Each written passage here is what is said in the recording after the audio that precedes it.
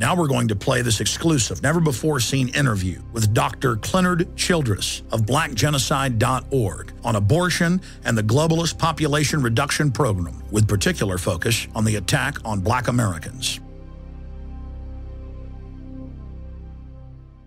Hello, my name is Reverend Clenard H. Childress, Jr. I'm the senior pastor here at the New Calvary Baptist Church in Montclair.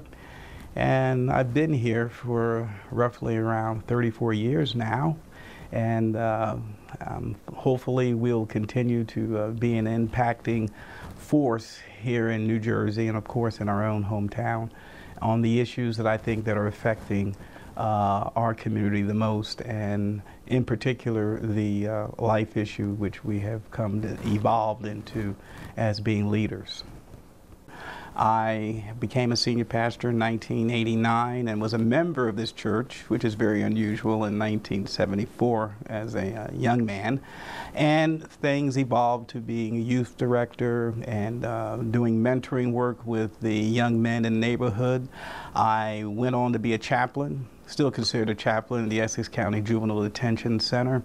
And our broad spectrum of ministry looking to meet the need of the given society which we are in at this present time in this region caused us to attempt to get involved in just about every facet of an individual's life, and each having a different forte within the body of Christ here. We try to use our giftings and talents to further their needs, have their needs met, and also broaden our influence in this region. It's very difficult. We're a very conservative congregation, to say the least, in the terms that are afforded in this present day as what is conservative. I call it Christian. And we believe in the Bible. We believe in the Judeo-Christian ethic. We believe that it is crucial that this nation once again get back on that foundation if we're ever going to have any sanity. And hopefully we can continue to, in our efforts in social activism and just preaching the good news, and we can be faithful in that and hopefully be a part of that. So the important thing to the Baptist Church is, one, more members. Two, we take care of the existing problems and difficulties that we find within our congregation. And then it is traditional in the Black church to be involved in the community, not only in the social issues, but politically engaged. And through more or less just teaching our students about what we perceive here through our council of ethics, that they begin to be learned into things that would result in just good behavior and really being able to understand what the foundation of the faith is. And there's so many contrary views. And when I say contrary views, I mean it's just when they go to school, they're hearing another errant view on how to approach life. That much of the problems these children have is simply because they are not counseled and they are not more or less taught the truth about their own sexuality, about their own importance as individuals. So that's very much a heavy part of our ministry here. Getting involved on the issue was anyone would know that there's very high teenage pregnancy rates. Our young people are engaging in sex at the condoning of the public school system that's assisting them by handing out condoms and attempting to be their counsel and guide in their expression of their sexuality, which is circumventing the authority of the parents, which is wrong foundationally. And so we have this epidemic of STDs, epidemic of pregnancies, and an epidemic of promiscuity. And so sex was never designed to be one that was outside of the context of marriage. And so we're living in a society today that has challenged that principle, and we're reaping now what we have sown. So we're teaching our children the benefits of abstinence and the benefits of saving themselves for marriage. And of course, also letting them to know that abortion does kill a baby. that at 42 days there are brain waves, at 21 days there is a heartbeat. Even recently now they're saying at 18 days there's a heartbeat. And many of our young ladies and young men do not understand that that is life. We know that life begins at conception, and we have to understand that sex is a responsibility and is one that we're supposed to really maintenance and be good stewards over our body. Now, the disparity of abortions in the African American community was staggering. A young lady in our church, she was around 13 or 14 at the time. She's now married and has 2 children of her own. But she was coming home from high school, and one of the local crisis pregnancy workers, well, actually teachers, Chris Flaherty works for LifeNet here in Montclair, and she stopped one of our young ladies as she was going by the abortion clinic, thinking that she may be entertaining the thought of going in. And by intercepting her, she found that no, this was just her normal course home, but yet she had already known about the detriments of abortion, and that surprised Chris to the point that she was an African American, and she had an African American pastor who was teaching her about the ills of abortion. So that led to her coming here and asking me this question that I can still see now in my brain, my mind. Would you like to get involved in the pro-life movement? And of course, I used to get the 2 terms confused, pro-life, pro-choice. And I said to myself, sure, why not? I'll do anything to help, that type of thing. And since then, it just one thing just led to another. I was summoned to go down to Virginia Beach, where I was going to go to a LEARN conference, Life Education and Resource Network, the largest African-American pro-life entity in the country. And they were having a conference there, and I heard Akua Farrow in her presentation talk about the Negro Project, and talk about Margaret Sanger, and talk about the 1,000, at that time, 1,452 African-American children that were killed each day by abortion. And needless to say, the targeting, the systemic way it was presented, the diabolical plan and the ideology was staggering. And I was shocked, because here I am a shepherd, and my goal and my charge is to protect the sheep and to guard them against the wolf. And here this is going on right underneath my nose, so to speak, in our community, unabated. And no one was challenging the Planned Parenthoods, the abortion industry, and no one was challenging the African American leadership that was actually, I would find later, condoning not only abortion, but also benefiting from abortion. So that began the quest that we're on right now, and which led to us being major players in the pro-life movement. Well, Margaret Sanger was a devout racist, and that's what people need to know first. And her ideology was one, of course, that we are now finding out more and more today, that basically stemmed from Darwinism, that the survival of the fittest, and that a master race more or less should be bred, and that African Americans, Australians, and other ethnicities that they deemed were inferior needed to be either exterminated or their numbers reduced greatly. She was very profound woman, but yet jaded, and we find that she was relentless in her pursuit of this ideology being implemented in modern society. And so she birthed the Negro Project with the sole purpose of introducing sterilization and abortion to the African American community, and to do it in such a way that they would not be suspicious of her true master plan, and that was to sterilize and reduce the numbers of the community. And she also tutored some of the best, Adolf Hitler, She was a member of the Eugenics Society. She was more, Adolf Hitler commended her for her help in his initiation of his eugenics program, of course, in Europe. And so she has quite, impressive credentials when it comes to the ideology she espoused. And she had members of the Third Reich on her board. It was amazing that no one ever suspected or investigated this woman's background and associations earlier, even during that time. But it was unspoken, it was well censored. It's been the best kept secret in America. But right now it's really coming to light more so than ever before.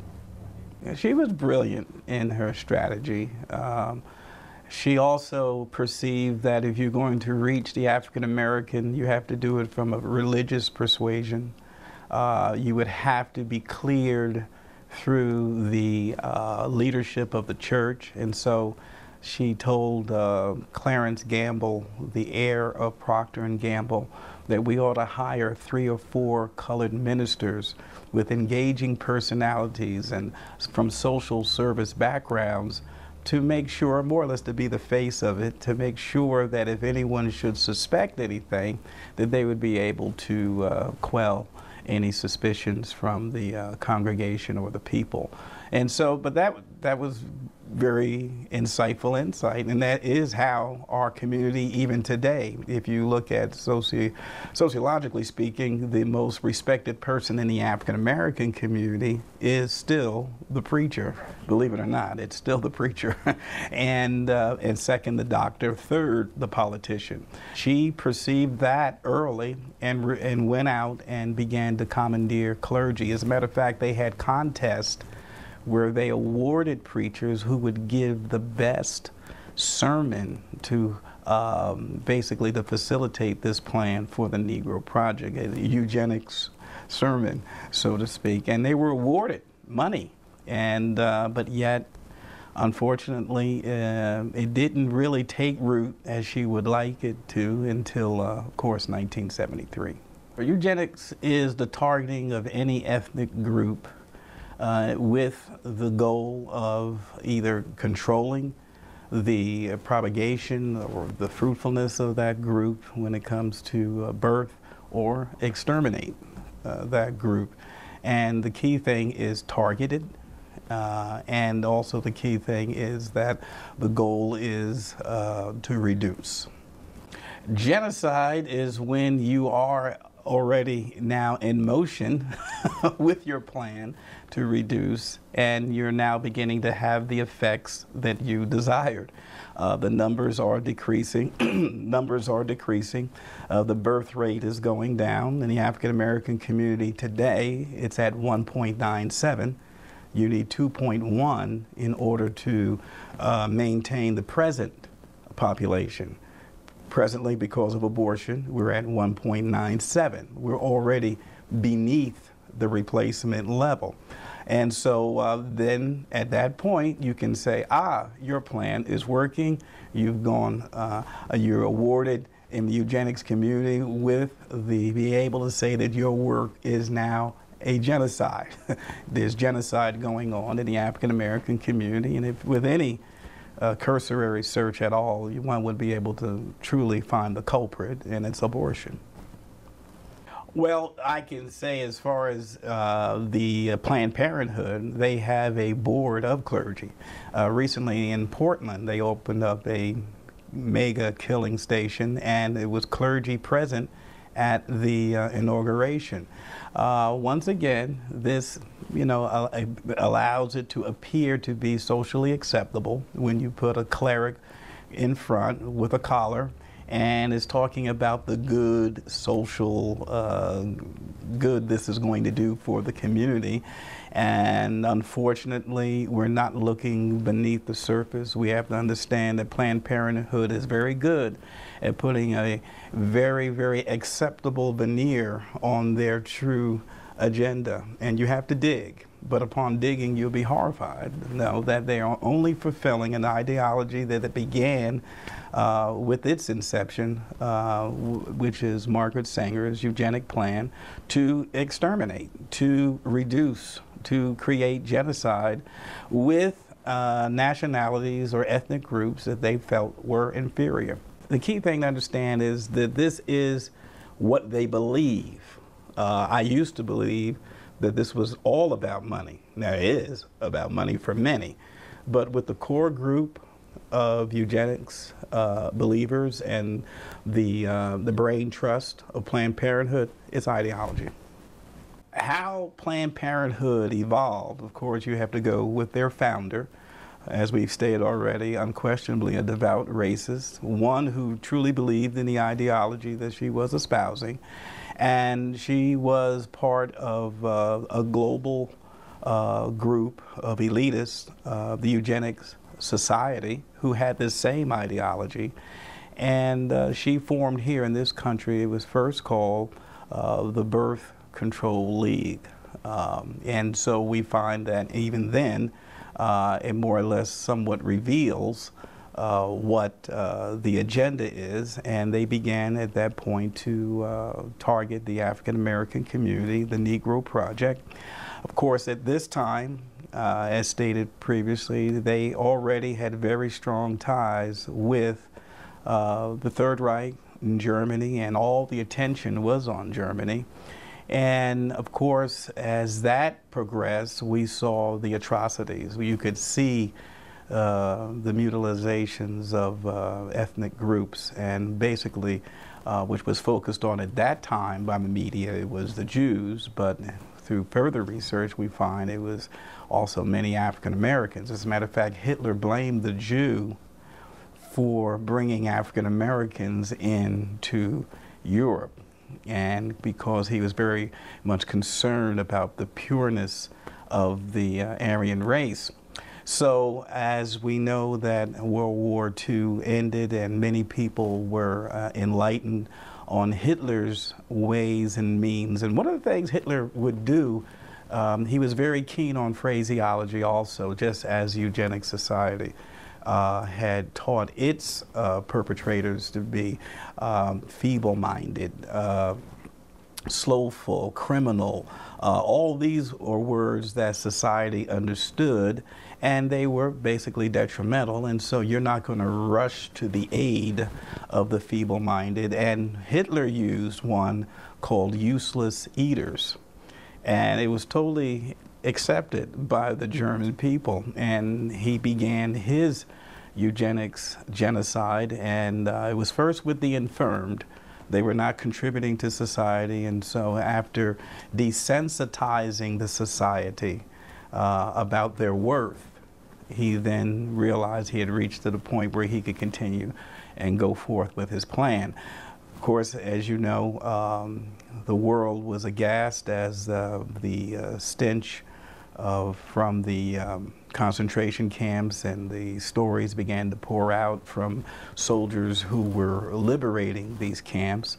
And so eugenics became a dirty word by the end of the war. And so Margaret Sanger was not deterred from her agenda.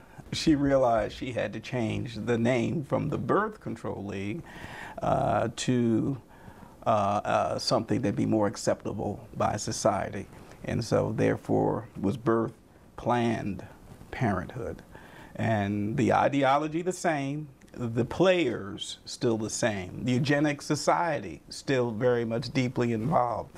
The only thing changed was the name, Planned Parenthood.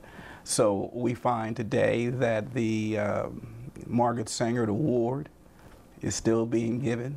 Hillary Clinton accepted that award just recently, and without an outcry from anyone.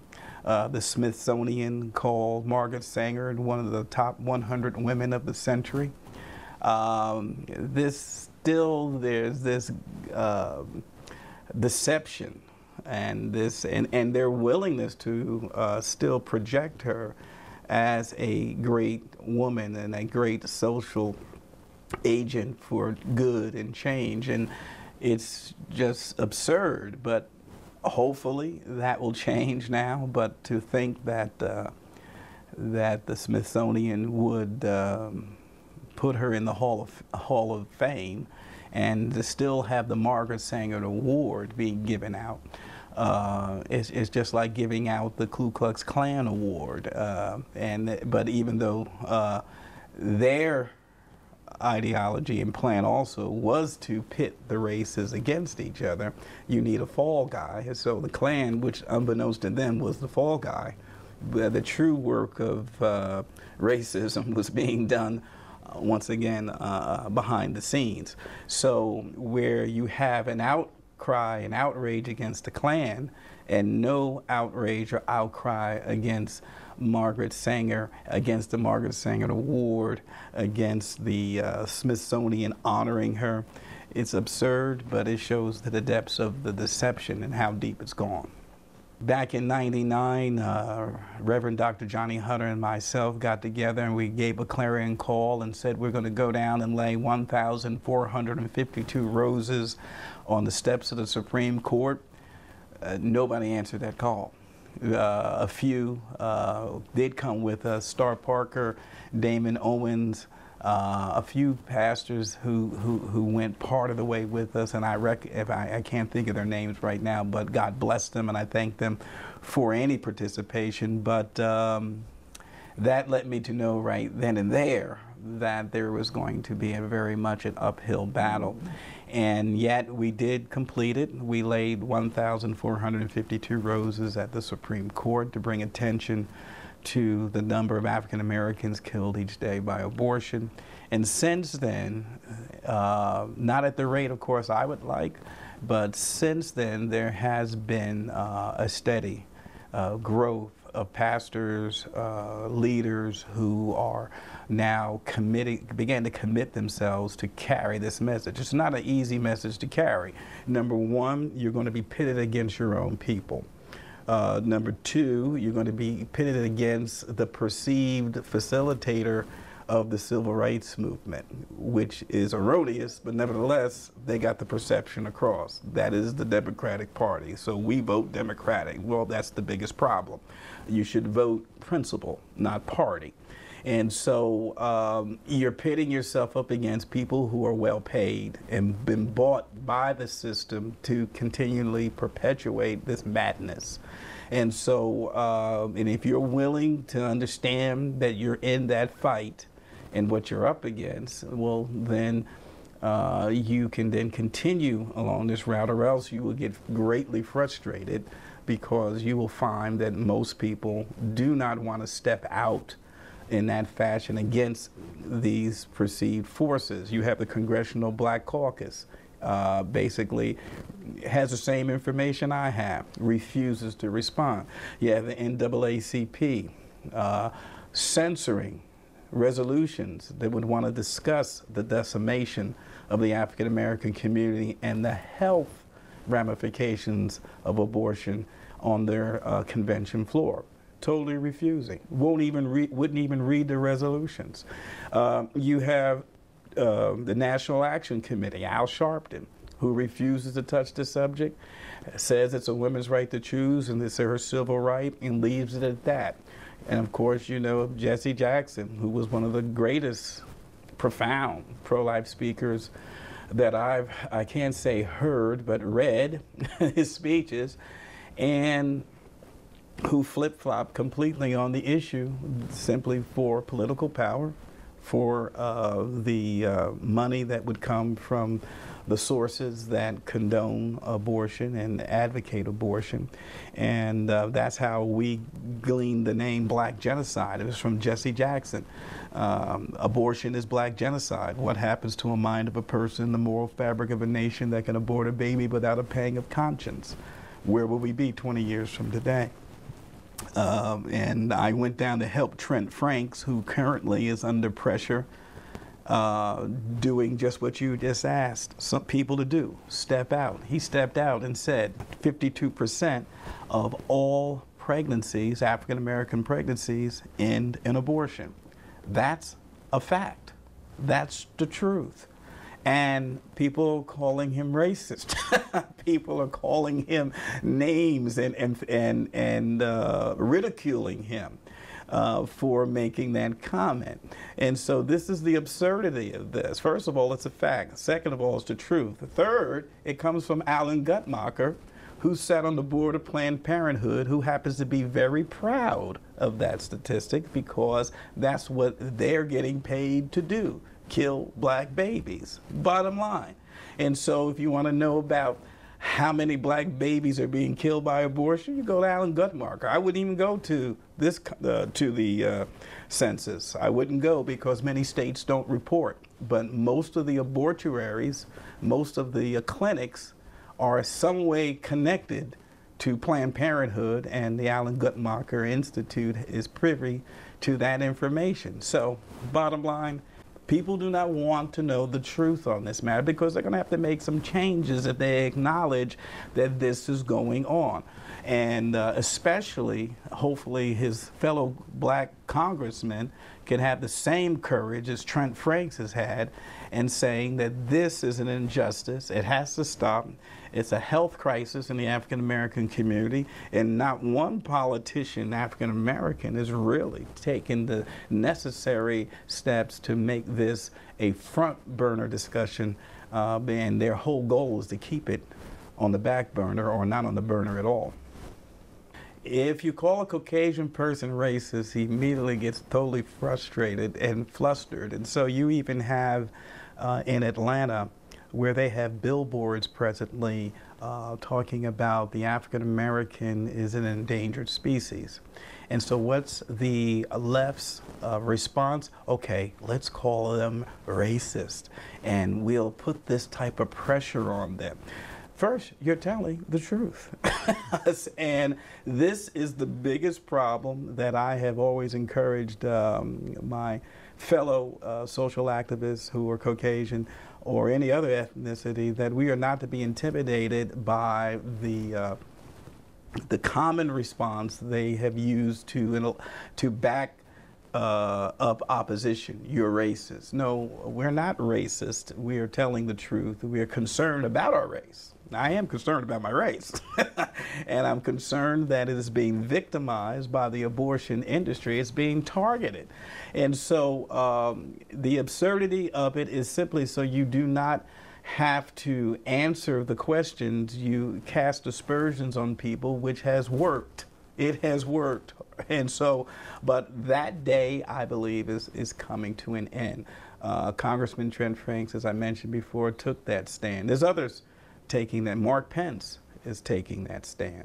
And so I'm encouraged by this, and that they are not running away from the Congressional Black Caucus calling them racist. I call the Congressional Black Caucus opportunists. I call them those who are right now practicing gross negligence. You are called to serve your community and be their defenders. You are to be guides. You are positioned so you can make decisions that would cause our community to grow and be safe. You have abysmally failed, and you are cowards for not addressing this issue. The ties presently, if you would go on Wall Street, you would find some of the most lucrative companies that have basically accumulated a lot of wealth quickly. They did so basically because of the slave trade. And yet it's those same entities you'll find, Rockefeller, Carnegie, Mellon, that have profited from the slave trade and amassed all this wealth, are now major players in the eugenics movement. In other words, the worth factor is now insignificant. It's not any advantage for them to have African Americans here. And before, I think it was Dick Gregory that said that during slavery, African Americans couldn't have babies fast enough. Then he said after slavery, there became a moratorium on having children. So this was the mindset, more or less. It was to no one's advantage. It wasn't to their advantage for them to see the African American population to grow.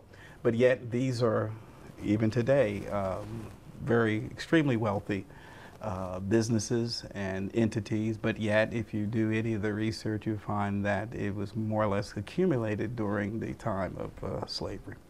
In my experience, the greatest, pain, more or less, would have been of course, the Jim Crow laws.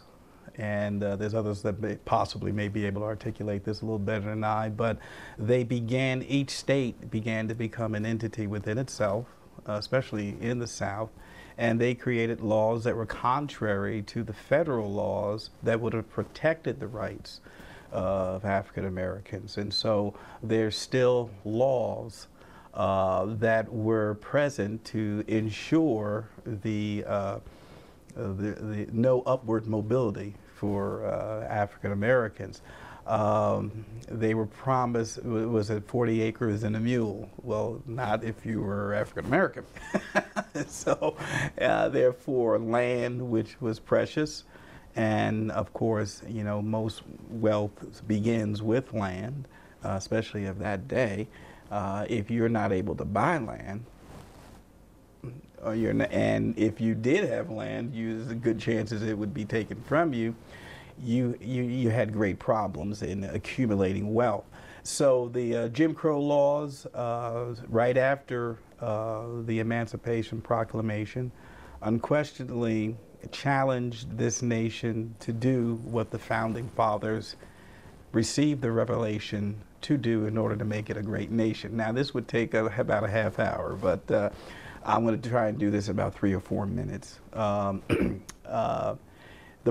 pro-life movement is the only movement that demands this nation basically hold the key to its greatness, and no play on words. Declaration of Independence says we hold these truths to be self-evident. What truth do you hold to be self-evident? That all mankind was created equal, endowed by the Creator with certain unalienable rights, can't take them away. Life, among these are life, liberty, and the pursuit of happiness. On traveling to Washington, D.C. to speak with the American Life League, I came to the understanding of why Dr. King said what he said in 1963, but also understood that there's only one movement today that could ever allow this nation to be the nation that God intended, because America never held that truth. But the Founding Fathers received revelation. Revelation never meets you where you're at. You're to ascend to the pinnacle of that revelation, like Moses receiving the law. Okay, we got the law now. Now we have to ascend. We have to move from where we're at and begin to embrace this law. The Founding Fathers, the major constructors of the Constitution, John Adams, Benjamin Franklin, and Thomas Jefferson. Thomas Jefferson did not hold that truth. Washington did not hold that truth. God was saying, fellas, if you can get the nation to hold this truth and your laws reflect it, I'll make this the greatest nation ever on this planet. We've never held it. Even now, there were those, it's just like Abraham and Lot. Abraham says, is there 50 righteous? Is there 45? Is there 30? There were righteous men and women in this country that found it appalling, but not to the point where it would affect our laws, and our leaders would all represent what God had given these men to do. We hold this truth. Okay, 1865, Emancipation Proclamation, the greatest, most, I would say, the most painful war this country has ever fought was the Civil War. What was it over? We hold these truths. North said yes, South said no. Right after that, you went right into the Jim Crow laws, where 1963, Dr. King goes to the Lincoln Memorial and says, America has become a schizophrenic nation. Why? Simply because it says that we hold these truths to be self-evident. You had men fight on foreign shores for other people's rights, and when they got back home, they couldn't ride in the front of the bus. We never held the truth. And so now it's 1965. You have the first Civil Rights Amendment, which is another story I don't want to feel like getting into right now, but you have the amendment. Okay, we're going to begin to undo the Jim Crow laws. It's shortly right after that, you have, I think it's Denver in '68, come up with the first laws where you can actually mutilate and kill a child in the womb by law. It's either Colorado or New York that became the first states. Soon as it looks like you're getting ready to get it together to hold this truth, there's always a mutation of some sort of evil to represent, no, you don't hold this truth. And so 1973, you have Roe versus Wade. And now it's federally, it's across the board. My point is this: the pro-life movement is the only movement in America that demands that this nation hold this truth. And when we do, we will be the place that Dr. King, I believe, saw in 1963, where Mississippi becomes an oasis of truth. And by the way, there's a personhood bill out of 31 personhood bills in the country right now, 31 states. There's only one state, I believe, that has the best chance passing, Mississippi. 1963, Dr. King said Mississippi will be an oasis of truth. At that time, Mississippi was burning. But Mississippi only has one abortion clinic in its whole state. Mississippi right now is the closest to recognizing the personhood of a child. In other words, Mississippi would be the first state we hold these truths. Dr. King said, oh, Mississippi will be an oasis of truth one day. He said the sons of former slaves will sit at the table of the sons of former slaveholders. He said that his daughter, his 4 little children would live in a world, would not be judged by the color of their skin, by the content of their character. I believe that this nation one day will achieve that, and that we'll all be able to boldly say one day, we've never had before, but one day we hold these truths. That was the one truth God said, if you hold this, I'll take care of the rest. We never held it. You know, your listeners ought to know that abortion is the most performed operation on a woman. If there's 12% African Americans in this country and they're accounting for, I'm going to use this figure, this is extremely conservative, 37% of the abortions of the nation. Yeah, that's 37%. That means that African American women, you know, are having this operation performed on them more than any other woman. And to the point where that it is genocidal when it comes to the number of live births. Why did I say that? Well, up until 1973, breast cancer was not an issue with African American women. It was not a problem. Now it's epidemic. And Joel Bryn, who's from this great state of New Jersey, more or less did 28 studies, 21 conclusive, that there is a link between a woman who has an abortion, especially a first-term pregnancy, and chooses to abort, will, over 500% in some studies, have basically will contract breast cancer. And there's a recent study in Turkey, they concluded 66% of women will contract breast cancer. Your chances increase 66%. And it's simply because when you miscarry, when a woman miscarries, the brain knows it and sends messages throughout the body, shut down. When you surgically do it, and you abort the child surgically, brain does not recognize that, and it continually sends signals, and what organ is affected by it the most is the breast of a woman. By the time it begins to shut down and realize there's no child, there's so many hormones and other things that are there, and they become cancerous later on. Now, African American women now lead the country in preterm deaths of their children. because abortion is being sold to African American women as a contraceptive, which is unquestionably the most detrimental thing other than the death of the child, because you're now have created a situation with this woman that she's not able to carry full term when she wants a child. And so preterm deaths, once again, was not an issue in the African American community, and now they lead the country in that. Then there's a psychological problem with abortion, and I say psychological problem. It is this: the industry does not recognize, I'm talking about the medical industry, postpartum abortion syndrome.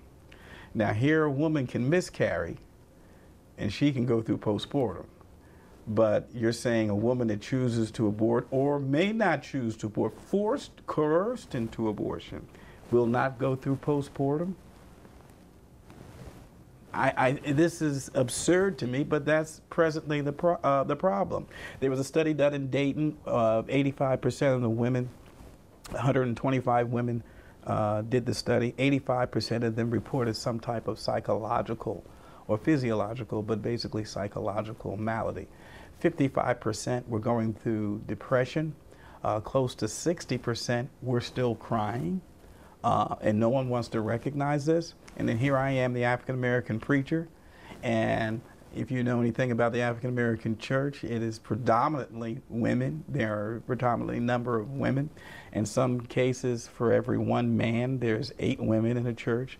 For me to know these statistics and not think they're in my pew and not think that they're not visiting my church in pain, hurting, suicidal, increased drug use because of trying to bury themselves in that pain, increased alcohol, trying to hide from the pain of something missing. And so the health ramifications, let's leave the pro-life, pro-choice, Republican, Democrat, Independent out of it for right now. How can you, NAACP, I'm really upset with them. How can you push Rainbow Coalition? How can you, Congressional Black Caucus, not have a forum where doctors, I don't need to come in. Everyone knows my position on the social activism part of this and the moral position of this. You need to talk to doctors who would validate what I'm saying and authenticate the data so you can now National Advancement Association of the Advancement of Colored People, so the colored people can advance in their knowledge of this. Right now, you are advocating the decline. You're the antithesis of your name. And so the NAACP really needs to be held in account. I'm very much encouraged at the fact that Julian Bond is no longer there and that there will be another board president, and I'm hopefully that we can have some type of dialogue on this as a health issue. They're not supposed to be political anyway. So why are you making it political by not allowing this information to come forth?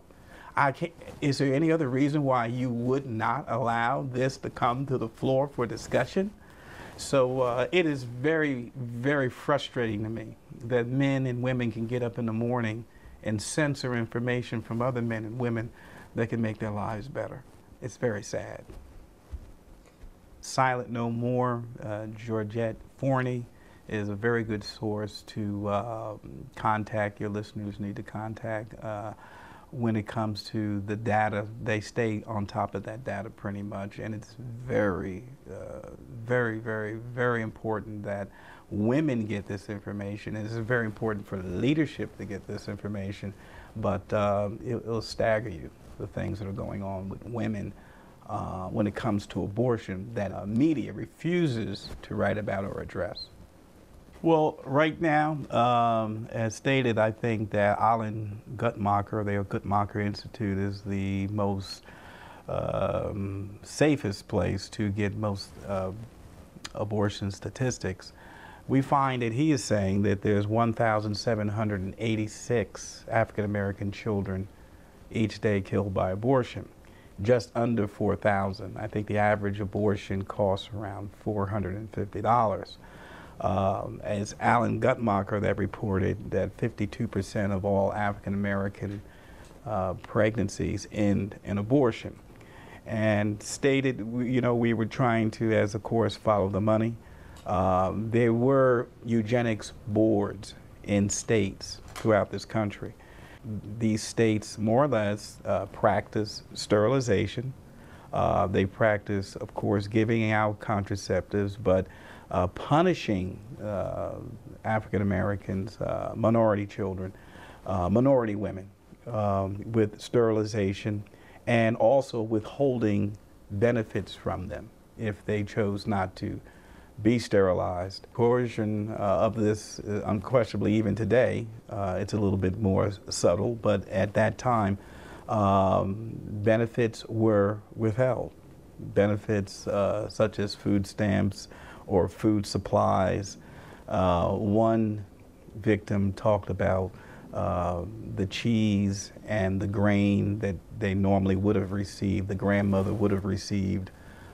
They said, if you don't abort this child, we will hold back or take away your subsidies.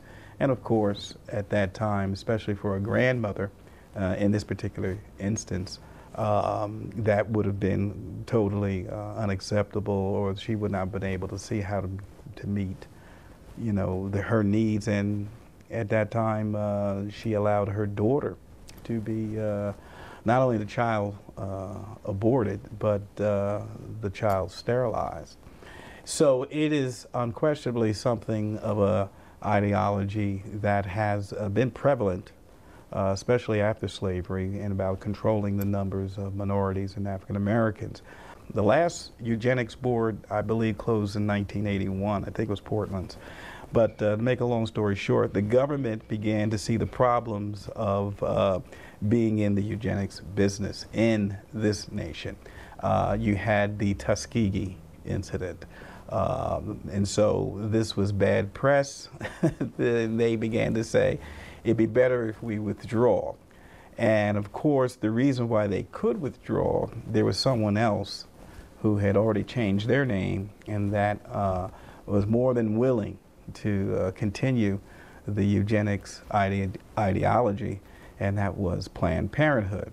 And to date, once again, if the taxpayer doesn't know it, $350 million last year went to Planned Parenthood from the government. And this goes through both administrations, Republican and Democrat. And so you find that Planned Parenthood, I believe, now is the number 2 or 3, became a mega institution from these resources being poured into them by the government. Why? The government got out of the business, and Planned Parenthood said, we'll do it for you. With all the outrage against Planned Parenthood, I was saying to my friends, with them accepting money to abort a black baby and to basically defrauding the United States government through their means of reporting of contraceptive sales, and then hiding statutory rape, more or less, to protect the perpetrator, so the girl would be satisfied and the young man or the man not getting in any trouble. And here, Planned Parenthood on record hiding this. I said Planned Parenthood would shut today, but it'd be somebody else who would pick up that slack. And so, but the good part about it is that people are beginning to understand and to connect the dots and realize that this is being perpetrated against minorities, and it is deeply because not only, as I said, if abortion was not lucrative, it would not be legal, but there's still a very strong ideology and belief that when you can control the minority, the African American, especially in Africa, the NSSM policy of this country, to make sure the numbers of African Americans do not grow, so they would not be able to control the resources of Africa. That's validated, it's documented. We heard tapes of Nixon and others talking about this. It's sad, but nevertheless true. As a matter of fact, the study said there has never been a successful way. The only way that has ever worked in foreign land to reduce the numbers of a population, and that was to bring in abortion. And so you'll find that in any time that there is in any way, you know, you're talking about coercion. Okay, we're coming to your aid, Haiti. We're coming to your aid, Ghana, whoever. Whenever they come, you do not get the aid unless you take the birth control. You do not get the aid unless you accept our method of teaching you how you're going to express your sexuality.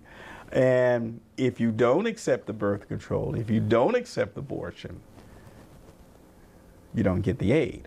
Now, believe it or not, that happened in Katrina, but can you imagine if there was a same type of catastrophe in England or in France, and the United States says, well, unless you accept our birth control, we're not going to give you any aid. So this is undoubtedly something that is, if they cannot be by deception, it is by coercion.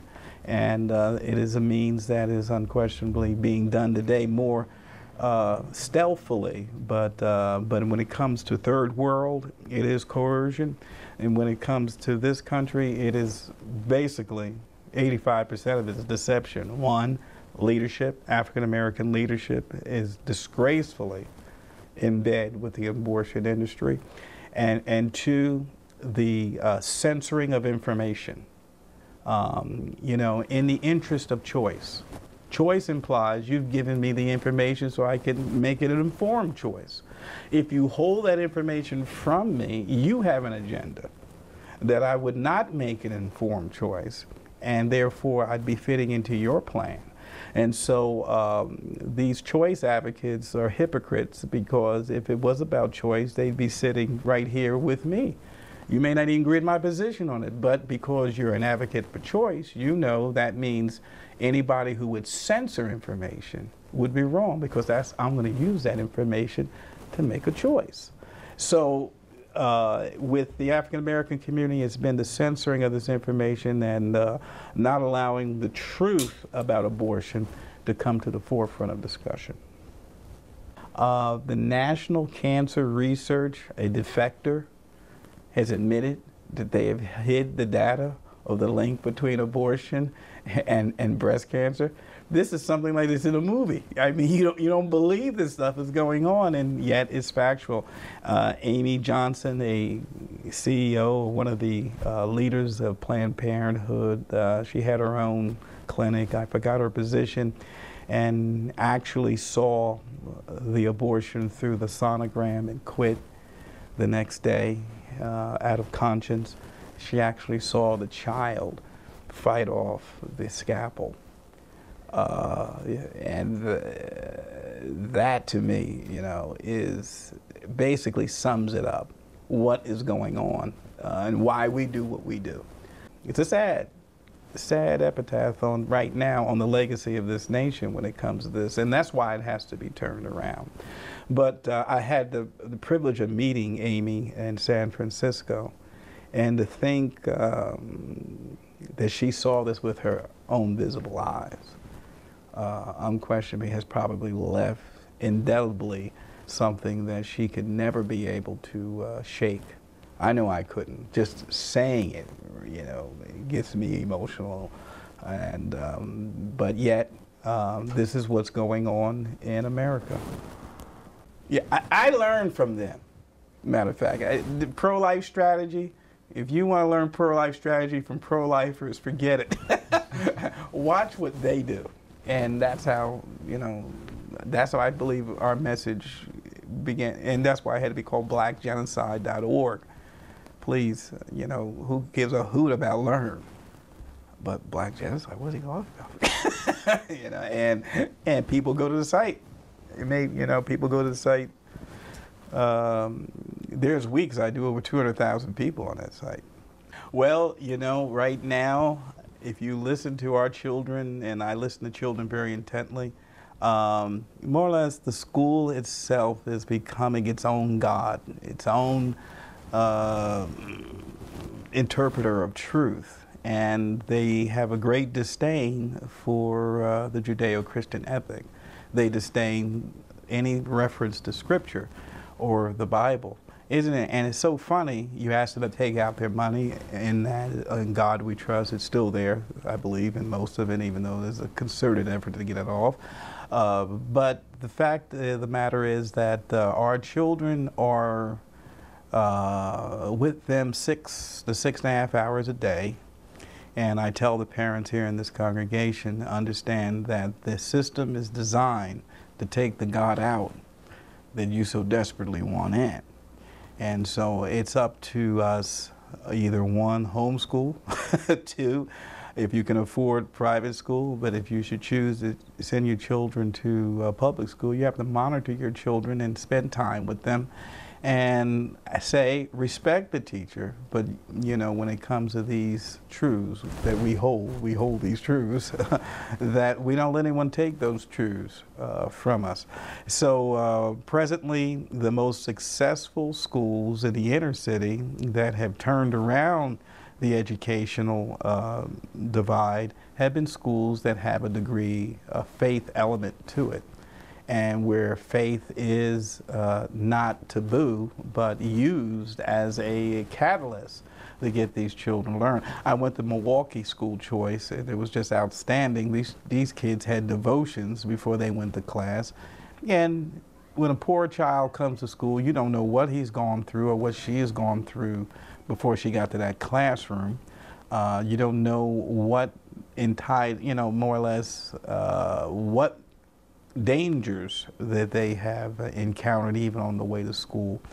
And sometimes those factors are not figured into the curriculum.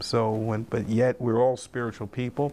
When we can strengthen a child spiritually, they can overcome. Children are very resilient by nature, but we can fortify that by putting and encouraging the faith element.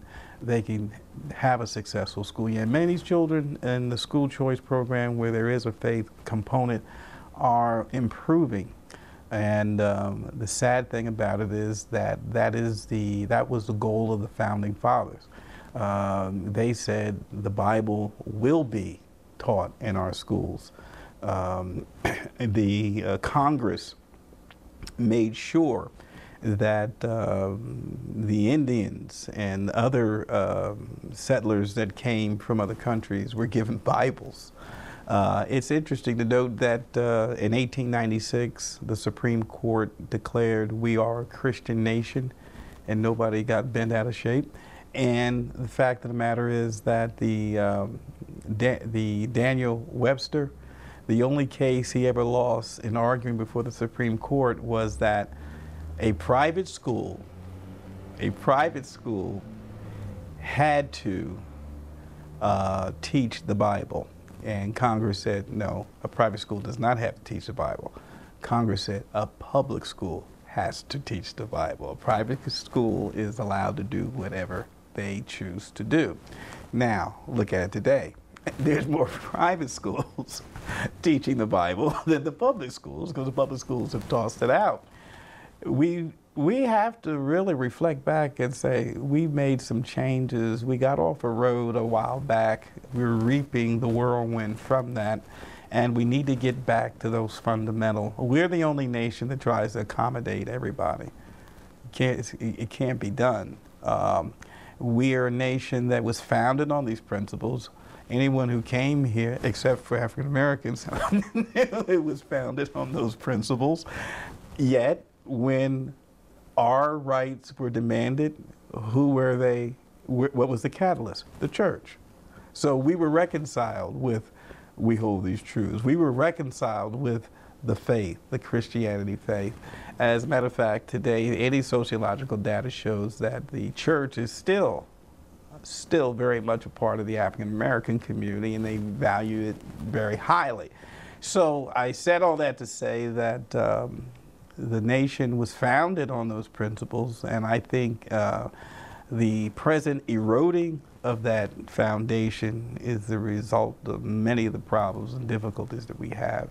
And either we're going to get back to that, or we're going to continue down this slippery slope of oblivion. Remember, lovers of liberty, these video interviews have all been exclusive, and they're going to be archived at prisonplanet.tv. Please download them, burn them to disk, and give them to everyone you know. Upload them to YouTube. This information is vital not just to our free republic, but to the future of free humanity.